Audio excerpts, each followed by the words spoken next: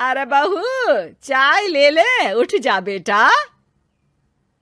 अरे मम्मी रहने देती ना, मैं उठ तो रही थी। अरे कोई बात नहीं, खाने में क्या बनाना है वो बता दे। देख लो माँ, कुछ भी जो ये कहे बना लेते हैं।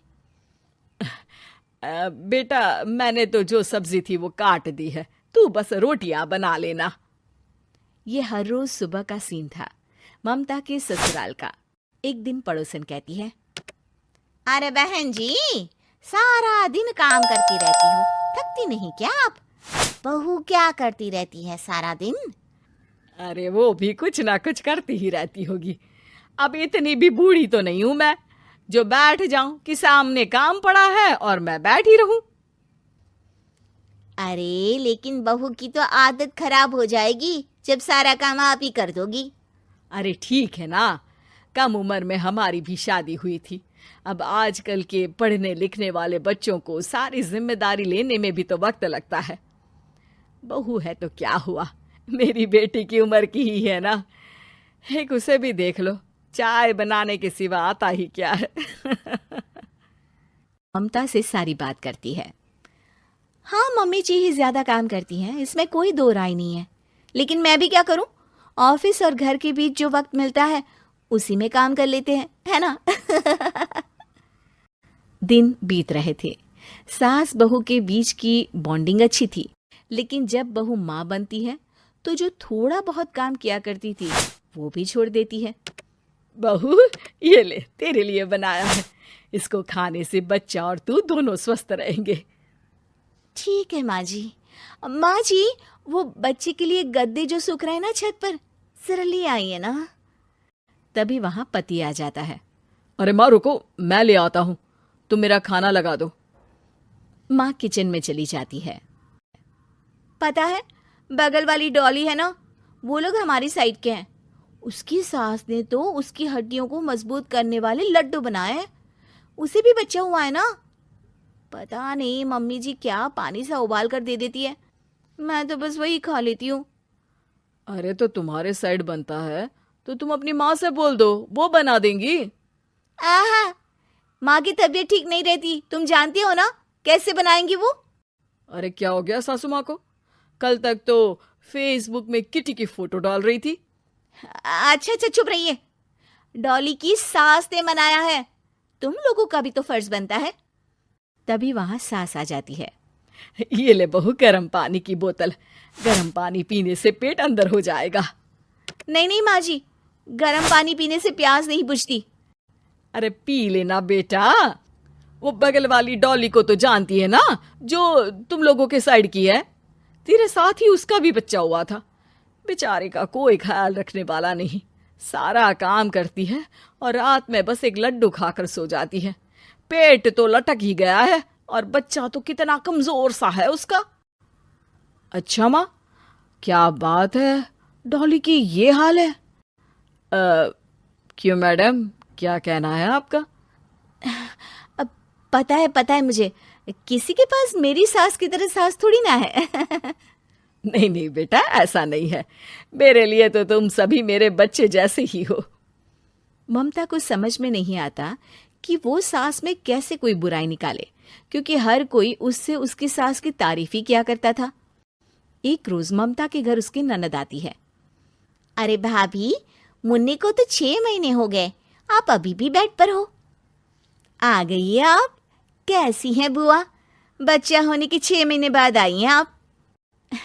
भाभी, अमेरिका दूर है ना, तो वक्त लग जाता है।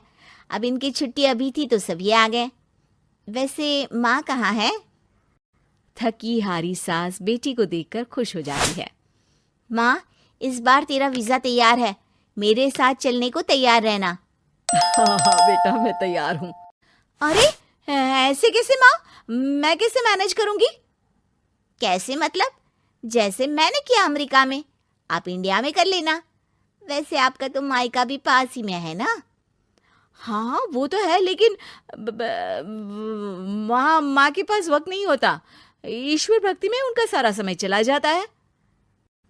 भाभी, बेटी परेशान हो तो माँ का ध्यान आरती में कैसे लग सकता है? समझ में ही नहीं आता। वैसे भी अब माँ को मैं अपने साथ ले जा रही हूँ। माँ को विदेश घूमने का शौक है ना। ममता मन मारकर चुप हो जाती है, लेकिन मन ही मन सोचती है कि वो कैसे सारा काम मैनेज करेगी। पति का खाना, नाश्ता, मुन्ने को नहलाना धुलाना, फिर रात भर इसके लिए दूध तैयार करना। माँ तो सारा काम करती थी। हे भगवान, ना भाई ना। क्या हुआ भाभी? क्या सोचकर ना भी ना कर रही हो? अरे कुछ नहीं, बस बच्चे के बाद से ही कमजोरी ज्यादा हो गई है ना, तो अचानक से बड़बड़ाने लगती हूँ मैं। अगले दिन ममता अपनी माँ को फोन करती है। राधे राधे। माँ मैं क्या करूँ, मेरी सास तो अमेरिका जा रही है बेटी के पास। अब घर का सारा काम, बच्चा, सब कैसे मैनेज करूँगी। तू आ जाना माँ कुछ महीनों के लिए मेरे पास। अरे ना ना ममता, मेरे बस की बात नहीं है काम धाम। अरे तू तो जानती है ना, मैंने तो तेरे भाई की शादी भी गरीब गांव की लड़की से इसीलिए ही की थी कि वो चुपचाप घर का सारा काम करे। वैसे भी अब तो आदत भी नहीं रही मेरी काम करने की। ममता को माँ पर बहुत गुस्सा आता है। ठीक है माँ, देख लूंगी मैं, लेकिन मेरी मुसीबत के वक्त आप मेरा साथ नहीं दे रही है, अब भूल जाना मुझे। ममता गुस्से में आकर फोन रख देती है और रोने लगती है, लेकिन बेचारी करे भी तो क्या। अब सास और ननद दोनों घर का काम करते, नेहा आराम करती, लेकिन अब आराम में भी उसे चिंता रहती। और फिर वो दिन भी आ जाता है जब ननद का जाने का वक्त आ जाता है। भाभी मैं जा रही हूँ, अपना और मुन्ने का ख्याल रखना। ममता सास को देखती है और गले लगकर रोने लगती है। माँ जल्दी आ जाना। सास मुस्कुराकर कहती है, कहाँ से ममता, मैं कहीं नहीं जा रही। मैंने देखा कि मेरे जाने की बात से ही तू परेशान हो गई थी, इसीलिए मैंने अपना जाना कैंसिल कर दिया है। तू चिंता ना कर, मैं तेरे साथ ही रहूंगी। ममता को अपनी माँ की बात याद आती है कि कैसे उसके कहने पर भी ममता की परेशानी को समझने की बजाय उसने मना कर दिया, जबकि सास ने बिना कुछ कहे बहू की समस्या पढ़ ली। हाँ माँ, हम सब साथ चलेंगे बाद में दीदी के घर अमेरिका। आज से आप रानी बनकर रहना और मुन्ने को देखना। मैं समझ चुकी हूँ कि मेरा फर्ज क्या है।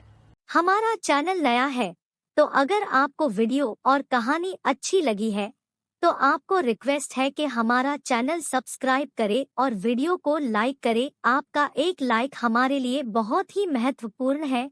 वीडियो देखने के लिए आप सबका धन्यवाद।